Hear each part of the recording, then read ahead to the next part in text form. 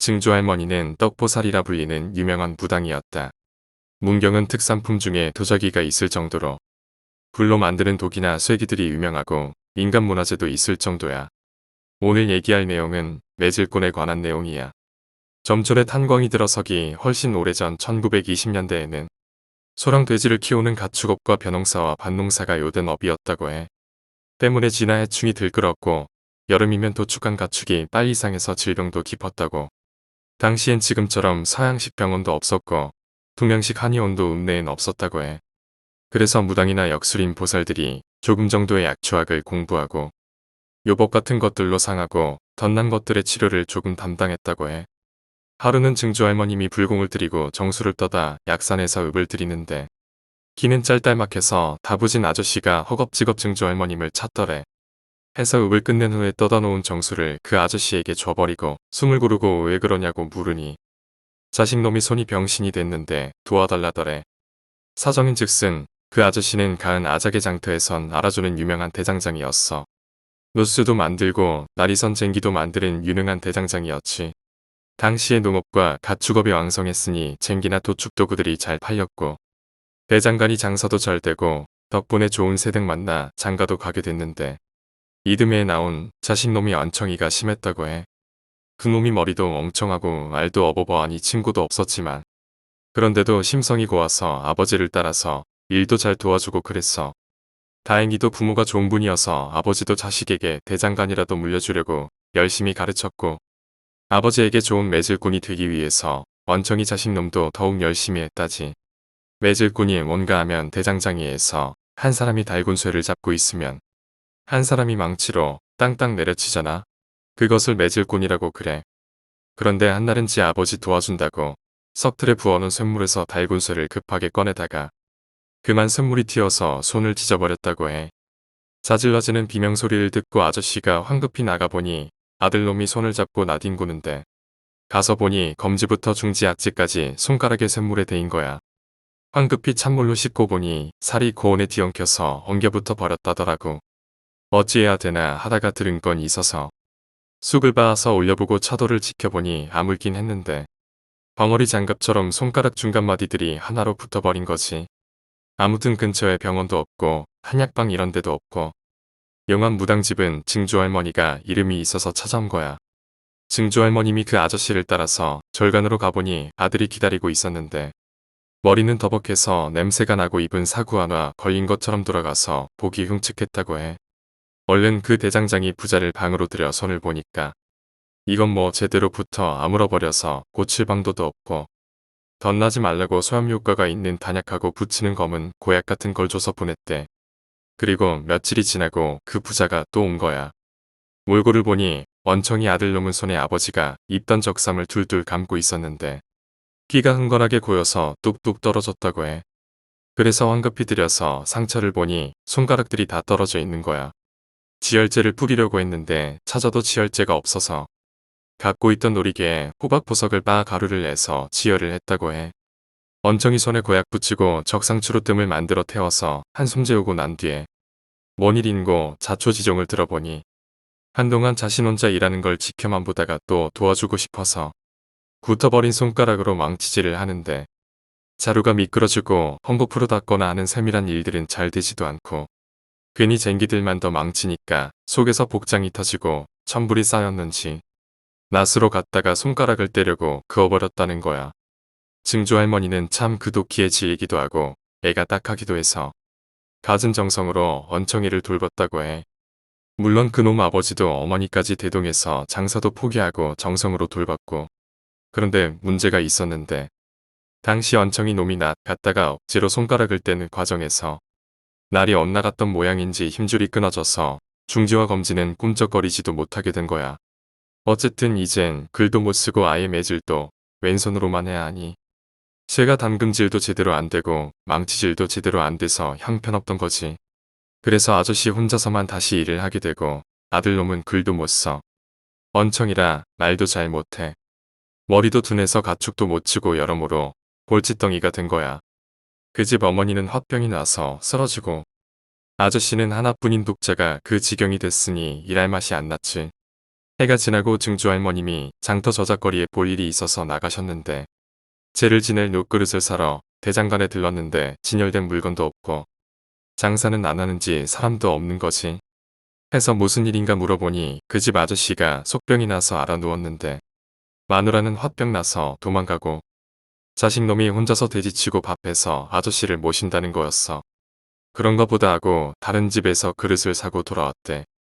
또 다시 몇 달 지났나. 마을 잔칫날이라 굿도 버리고 제도 지낼 겸 해서 마을 사람들이 증조 할머님을 불러서 채비를 하고 마을을 갔더래. 굿을 잘하고 나서 마을 사람들이 잔치를 벌이는데 그 언챙이 놈이 잔치하는 집 어귀에서 어물쩍대고 있었대.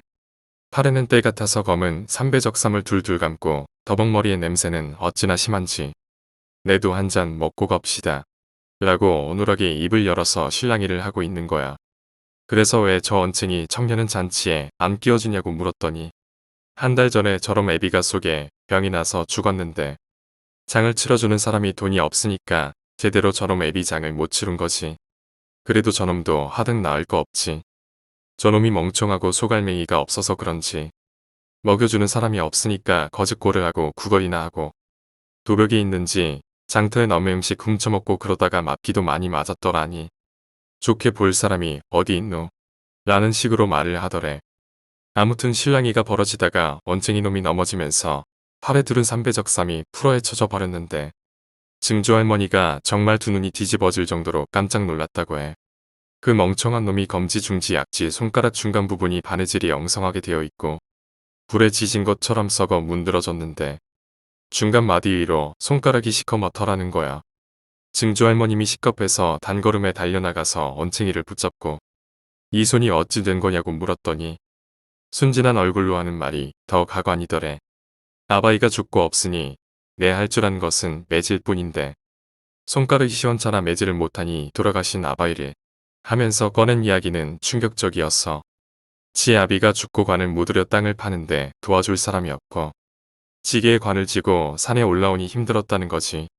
죽을 똥 살 똥 땅을 파서 아버지를 묻는데 손에 힘이 풀려서 관을 엎었고 아버지의 유해가 삐져나왔는데 문득 아버지의 손가락을 보니 꿈찔거리지도 않는 자신 손가락보다 멀쩡하고 단단해 보였다는 거야. 해서 낫으로 아버지의 손가락을 잘라다가 자신의 검지 중지 약지를 중간만 남겨두고 자르고 아버지의 손가락을 꿰매고 불로 지져서 붙였다는 거야. 그런데 그게 되겠어? 살은 썩어서 욕창이 나고 너덜거리기까지 하고 마을 사람들도 그걸 다 듣고는 홍비백산하고 잔치고 뭐고 난리가 났지. 언쟁이는 매질을 당하다가 맞아 죽기 직전까지 돼서 마을에서 쫓겨나고 증조 할머니는 언챙이의 아버지 묘에서 죄를 지냈다고 해. 이후에 마을에서 공부 안 하고 글 못 쓰는 애들이 있으면 언챙이가 손가락 잘 나간다고 자주 그랬다고 해. 이번 이야기는 납고료에 관한 이야기야. 문경시 동로면 마광리에는 지금은 경천댐이라 불리는 경천호가 있어. 겨울이면 빙어낚시나 캠핑도 많이 오고 준추엔 민물 낚시하러 많이들 오는 곳이기도 하지. 근처엔 여름이면 지금까지 불교학교도 자주 열고 규모도 좀 큰 김용사라는 절도 있어. 할머니께선 보통 학생 때 즈음이라고 했어. 다른 애와는 다르게 좀 일찌감치 시작된 초파일의 증조 할머니께서 빠질 수 없었지.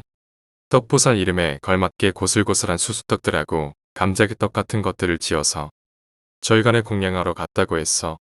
공양을 하고 불공을 들인 뒤에 날씨가 좋아서 진남교반이랑 이어져 김용사 앞까지 길게 곧은 영강을 따라 쭉 강기슭을 거닐러 산책을 하셨단다.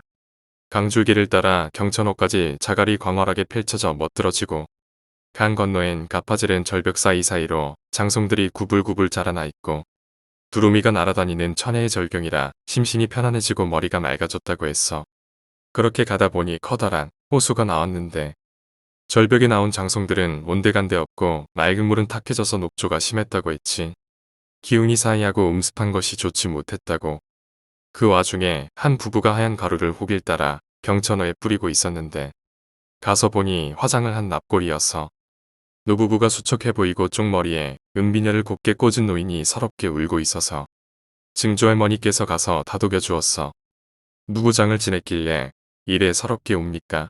하고 물으니 이제갓 10살 되는 종손이 있었는데 지알미 따라 산에 약초랑 나물 캐러 갔다가 그만 칠무사에 물려서 죽었다고 하고 증조 할머니는 납골이 다 없어질 때까지 옆에서 지켜보시다가 노부부가 남은 손까지 털어 납골을 다 뿌리자 소매에서 향 하나를 꺼내 자갈을 모아 세우고 제를 지내주셨다고 했어.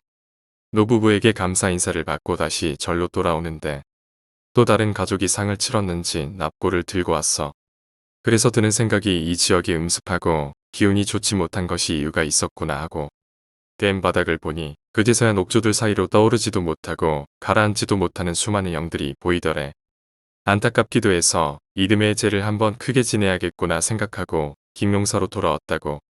밤이 깊어 호롱불이 다 꺼지고 잠을 청하려고 증조 할머니도 자리에 누웠는데 톡톡하고 창호지를 가볍게 두드리는 소리가 들려 문을 열어보니 한 비구니가 옥수수를 잘 쪄가지고 들어왔어.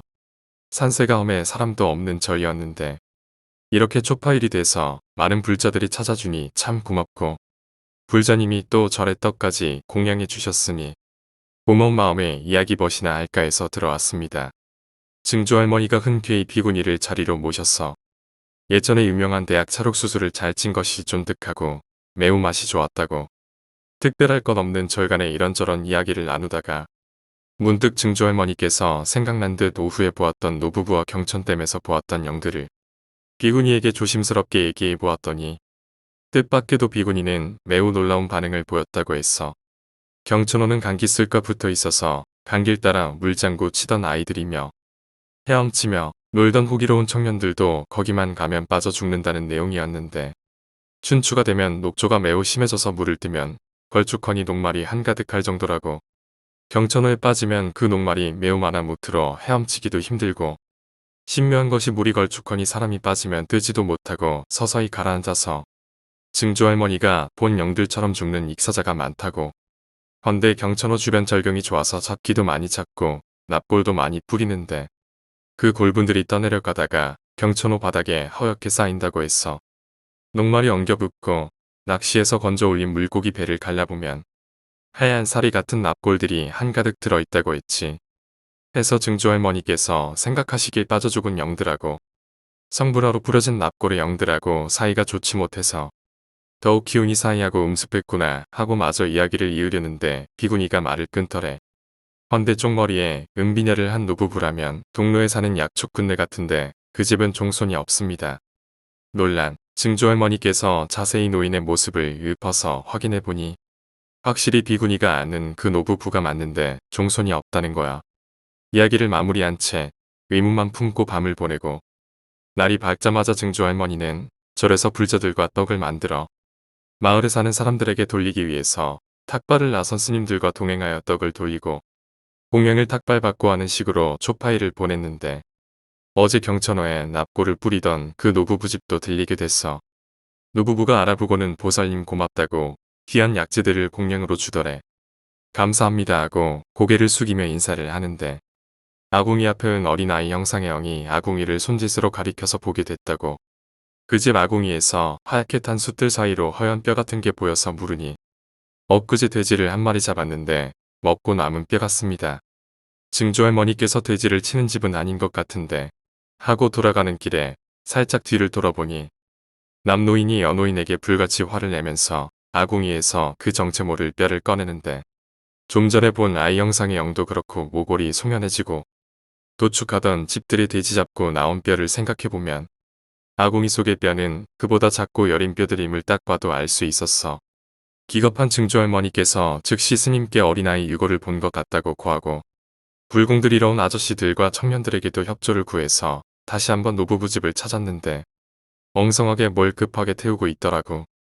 사람들을 보자마자 남노인이 황급히 장작을 막 넣어 무엇을 감추려 했는데 즉시 청년들이 가서 장작을 떼내고 부지깽이로 아궁이를 긁어내니 어린아이의 두개골이 반쯤 퍼석해져서 나왔어. 이게 뭐냐고 순서를 부르겠다고 사람들이 윽박지르니 노부부가 망연자실하게 자리에 퍼질러 앉아서 한 얘기는 다소 충격적이었어. 뭐 시긴을 하거나 그런 건 아니었고 자식들도 다 서울로 떠나고 쓸쓸하게 지내는 찰나 몇 년 전에 피촌에서 거지 생활을 하는 아이들을 거둬들여 약초를 가르치고 심부름을 시키고 하면서 키웠다는 거지. 한날은 아이 하나를 데리고 삶을 찾으러 산을 탔는데 잎이 파릇하고 뿌리는 짙은 질 좋은 산삼을 발견하게 된 거야. 그래서 곱게 캐서 바구니에 담고 내려오는데 송이버섯들이 나무 밑에 곱게 자라 있어서 그것도 캐려고 갔던 찰나에 감기 하나 차작해서 바구니에 담으러 온 아이 하나가 시장기가 돌아서 더덕인 줄 알고 그 비싼 산삼을 먹어버린 거지. 바구니를 확인하던 연호인이 놀라서 뱉으라고 아이를 다그치는데 삼킨 게 뱉어지나. 결국 주위에 집히는 나무 뭉뚱이로 혼쭐을 낸다고 다듬이로 빨래 빼듯 여기저기를 패다 보니 10살도 채 안 된 여린 아이가 그 매질을 버티겠어. 아이가 죽어버린 거야. 그래서 남노인에게는 칠모사에 물려서 시퍼렇게 독이 올라 죽었다고 거짓말을 쳤는데 실제로 칠모사에 물린 걸 본 적이 없으니 물려서 온몸에 멍이 들고 부어올라 죽었구나 하고는 대승사에서 화장해서 유골을 뿌리다가 증조할머니를 만난 거지. 그 후에 노부부가 집에 돌아오니 남은 아이 하나가 남노인에게 연호인이 아이를 패서 죽이는 것을 봤다고 고한 거지. 그날 밤 노부부는 심하게 다퉜고 아이가 읍내나 마을에 나가서 말실수를 할까봐 결국 죽여서 태워버리기로 결심하게 됐고 일이 이 지경까지 오게 된 거야. 후에 순사들에게 신고하여 노부부를 잡게 됐대. 알게 모르게 시골에는 퍼지지 않는 사건, 사고들이 많은 편이라고 하더라네. 죽은 아이의 넋을 기리려고 경천호를 찾아 불자들과 제를 크게 올리고 빠져 죽은 사람들의 넋을 위해 성물제도 올렸다고 해. 제를 올리고 돼지머리를 보자기에 싸서 경천호에 던져 넣으니 모태 머리가 보일락 말락 떠있던 영들도 사라지고 이듬해 춘추의 물이 많이 맑아져서 적당한 녹조였다고 하네. 경천호는 1983년 경천댐으로 준공되게 됐고 경천호와 이어진 진남교반과는 철문으로 단절되게 돼.